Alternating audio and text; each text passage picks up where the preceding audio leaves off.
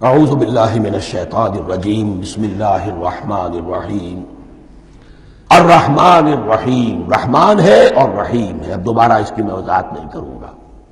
مالک یوم الدین، یوم دین کا مختار مطلق ہے۔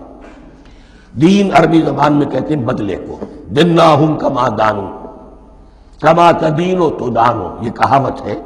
جیسے اردو میں ہم کہتے ہیں جیسا کرو گے ویسا بھرو گے، کما تدینو تو دانو، تو یہ ہے بدلہ۔ اس کا بنیادی مفہوم جو ہے وہ بدلہ ہے۔ تو بدلے کا ایک دن ہے جس دن فیصلہ ہوگا کہ کون کیا کما کر لایا ہے، اسے کیا بدلہ ملنا چاہیے۔ آیا اس کا برائیوں کا پلڑا بھاری ہے کہ اسے سزا ملنی چاہیے، یا اس کی حسنات اور نیکیوں کا پلڑا بھاری ہے کہ اسے جزا ملنی چاہیے، اس کا انعام اور اکرام کے ساتھ معاملہ کیا جانا چاہیے۔ وہ ایک دن ہے، اسے ہم یوم القیامہ کہتے ہیں۔ اور لیکن اصل بات جو یہاں کہی گئی، یعنی ایک جملے میں تین باتوں کا اعتراف ہو رہا ہے۔ بعث بعد الموت، ایک دن آئے گا کہ ہم مرنے کے بعد تمام انسان اٹھا لیے جائیں گے۔ پھر حساب و کتاب، پھر اللہ کے ہاں حاضری ہوگی اور حساب کتاب ہوگا۔ اور تیسرے یہ کہ اس حساب کتاب کے دن کا مختار مطلق اللہ ہے، یعنی کسی اور کو اپنے ذہن میں سہارا بنا کر آپ زندگی گزاریں کہ وہ مجھے چھڑا لے گا، یا وہ ہستی جو ہے اتنی زوردار ہے کہ وہ مجھے بچا لے گی، اس سے اپنے دل کو، اپنے ذہن کو بالکل پاک کر لیجئے۔ مالک یوم الدین، ایک دوسری جگہ پر قرآن میں آیا ہے، اس روز کوئی پکارنے والا پکارے گا لمن الملک اليوم للہ الواحد القہار، آج کے دن کس کا اختیار مطلق ہے؟ اور پھر کہا جائے گا اللہ کے لیے، الواحد قہار، جو پوری طرح چھایا ہوا ہے، مستولی ہے۔ تو مالک یوم الدین، جو جزا و سزا کے دن کا مالک ہے۔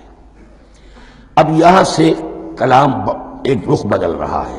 ابھی تک تو یہ غائبانہ انداز میں کلام ہو رہا ہے، اللہ سے خطاب نہیں آیا اس میں ابھی۔